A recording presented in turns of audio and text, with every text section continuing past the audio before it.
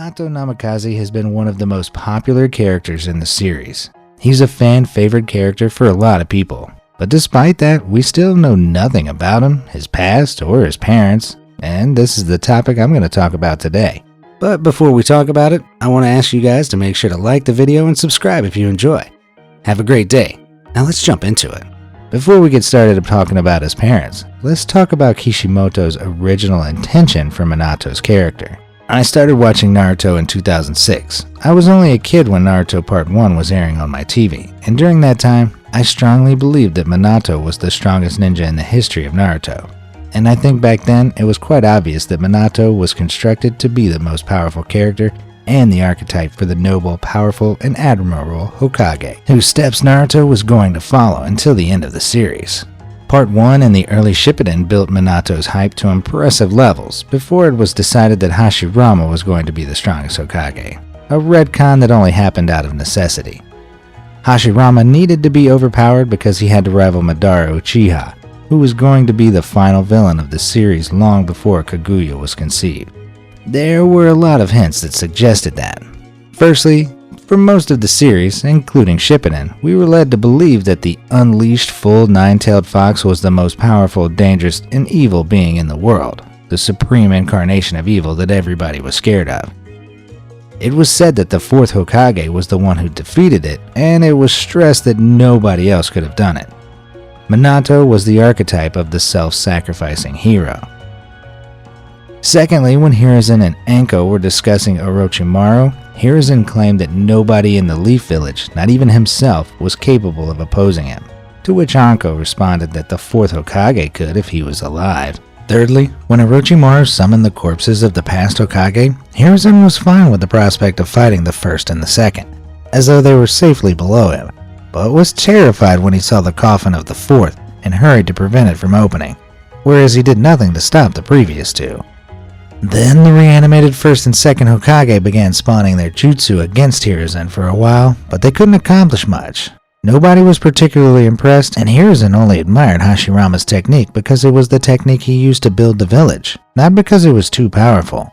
However, when Hiruzen threatened to use the fourth Hokage's jutsu, which is the Demon Reaper Seal, we saw that Orochimaru was scared for the first time in the series. Also, when Jiraiya, Tsunade, Shizune, and Naruto were eating in the restaurant and discussing the future 5th Hokage business, Jiraiya talked about the legacy of the 4th Hokage, saying he had the potential to become the strongest ninja of all time had he lived just a little longer. And lastly, during the training to add wind release to Naruto's Rasengan, Kakashi said that Naruto was the only ninja who had the potential to surpass the 4th Hokage, and during the fight with Kakuzu, Naruto again mentioned that he was the one person who was going to become even stronger than the 4th Hokage. Even at this late point, the 4th Hokage, not the first, was treated as the upper boundary and the archetype of the great ninja. Also, notice how nobody ever mentioned Hashirama's strength, despite it turning out to be out of everyone's league later on, but everybody constantly praised Minato's power and genius.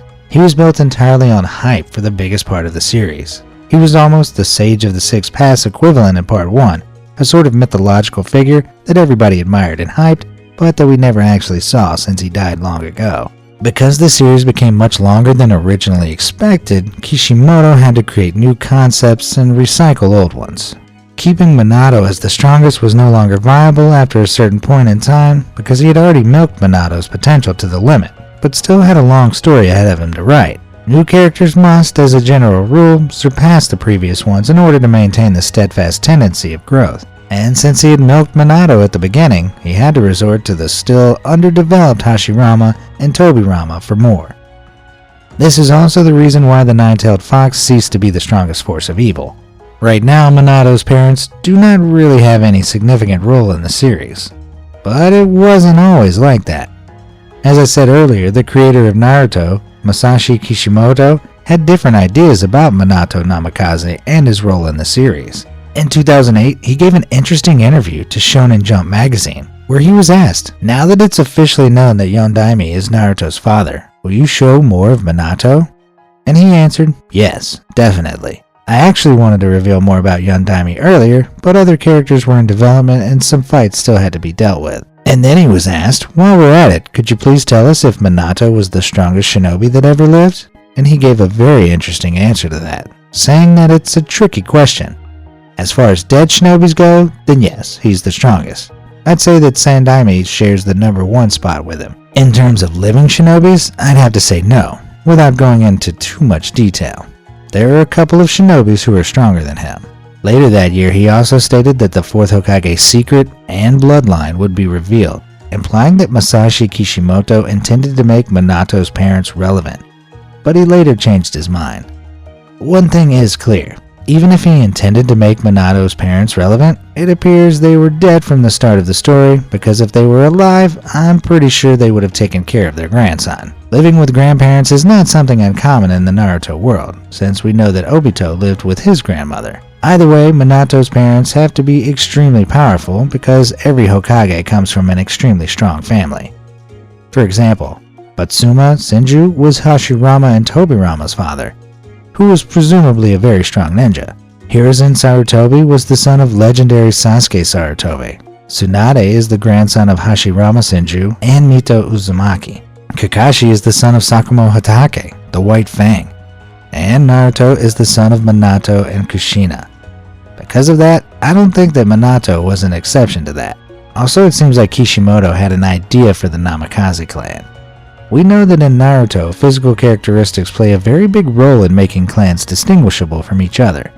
For example, most Uzumakis have red hair. Otsutsuki have white skin and gray hair. The majority of Uchiha and Hyuga clan members have dark blue or black hair. And it seems the physical characteristic of the Namikaze clan is yellow hair and blue eyes. The DNA of the Namikaze clan is so dominant that it oppressed the Uzumaki clan's red hair in Naruto's case. And it also oppressed the Hyuga clan's DNA in Boruto's case, despite him being only 25% Namikaze and 50% Hyuga.